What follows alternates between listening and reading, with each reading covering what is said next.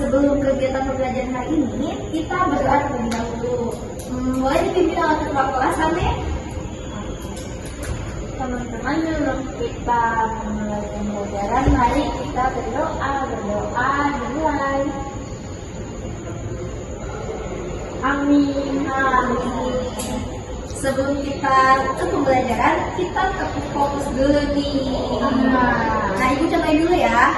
Tetap fokus melihat, mendengar, fokus. Bisa? Bisa.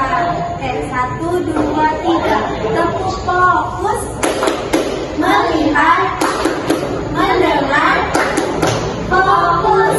Nah, karena anak sudah fokus, kita akan ke materi pembelajaran hari ini. Nah, hari ini kita akan belajar mengenai kearifan lokal di lingkungan sekitar kita. Nah, sebelum itu Ibu menyampaikan tujuan pembelajaran hari ini.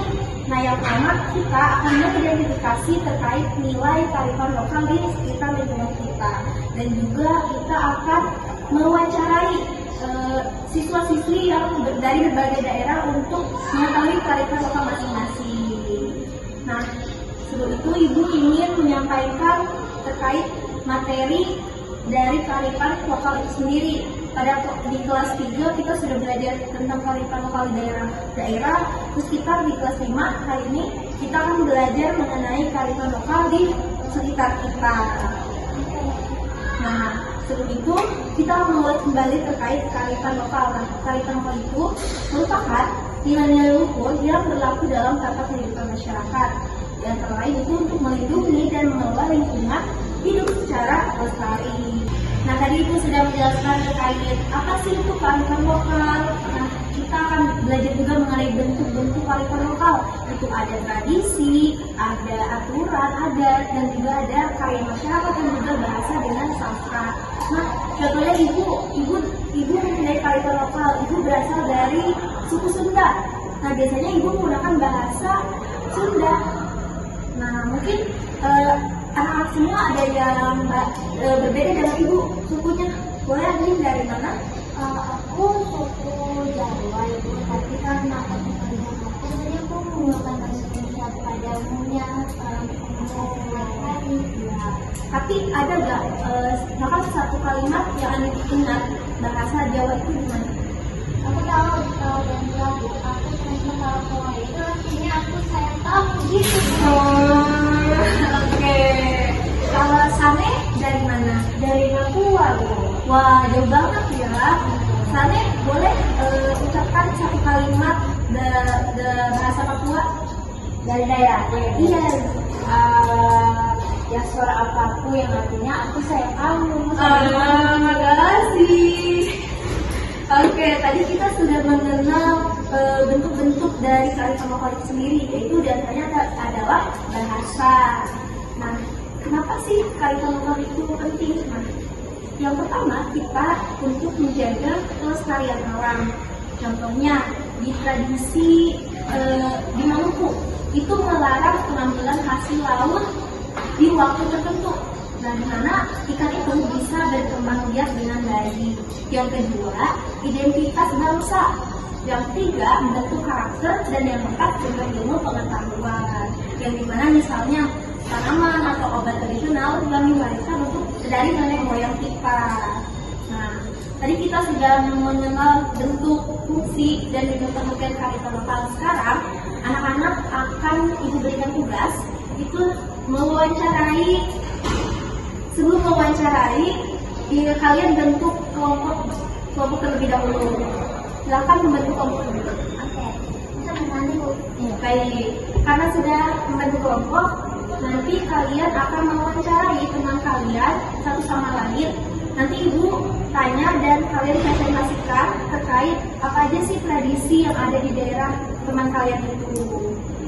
Ini LKPD terkait wawancara kalian. Kalau kamu di daerah kamu biasanya ada tradisi apa tadi?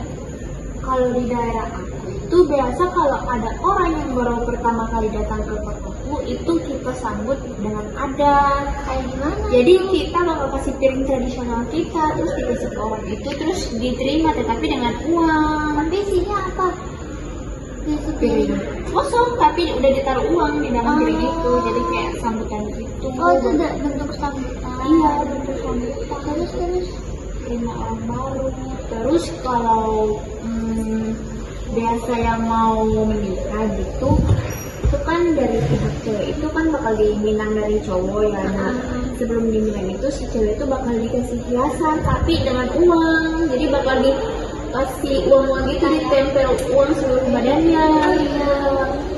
Jadi kayak langsung dijemput sama cowoknya gitu. Oh, gitu.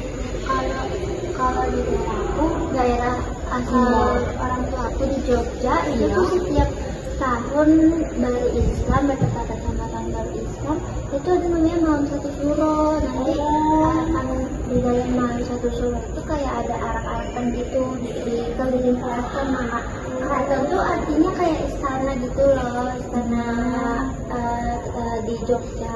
Itu jadi kayak semua keluarga keraton ya keluar bersama dengan warga Jogja. Mereka kayak memutarin istana itu selama 7 hari, tapi dalam kondisi yang senyap, benar-benar nggak ada suara sama sekali. Berarti nggak boleh ada yang ngomong. Nggak boleh.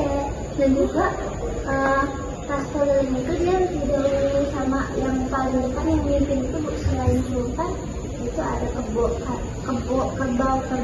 albino gitu, namanya kerbau bule kalau di dalam bahasa Indonesia. Ya itu tradisi dari tempat kamu ya, orang tuaku. Kalau dari aku, karena aku tinggal di Bekasi, itu setiap mau lebaran ada tradisi nyorok. Nyorok itu artinya kayak ngasih makanan laut gitu ke tetangga, ke keluarga dekat. Nanti kadang kalau kita udah kasih, mereka kasih balik gitu. Itu namanya nyorok. Baru tahu. Iya. Oke anak-anak, apakah sudah selesai? Sudah. Baik, setelah selesai, kalian akan mempresentasikan satu-satu dan kalian harus ingat tadi teman kalian sudah bercerita terkait tradisi daerahnya. Boleh mungkin dari kelompok dulu untuk mempresentasikan. Boleh Andi untuk memaparkan? Nama aku Andin, aku satu kelompok sama Sani. Tadi Sani berasal dari Papua, Bunda.